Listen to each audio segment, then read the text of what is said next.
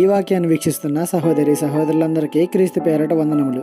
ఈరోజు వాక్యం ద్వారా దేవుడు మనతో చెప్తున్న మాట, ఆమె అతని యొద్ద నుండి పోయి తానును కుమారులను లోపల నుండి తలుపు మూసి కుమారులు తెచ్చిన పాత్రలలో నూనె పోసెను.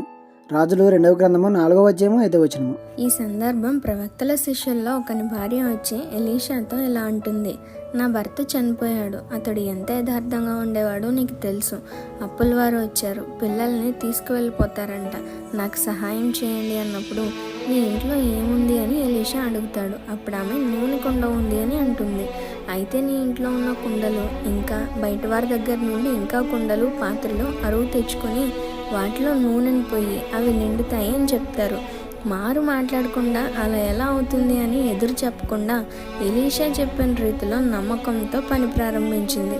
అద్భుతాన్ని చూసింది. మరి మనం దేవుడు చెప్తేనే 100 ప్రశ్నలు వేస్తాం, ఇక దేవజనుని మాట వింటామా? ఆయన చెప్పిన పనిని ఎదురు చెప్పకుండా చేయగలమా? ఒకసారి ఆలోచించండి. ఈమె మనకు మాదిరిగా నిలిచింది.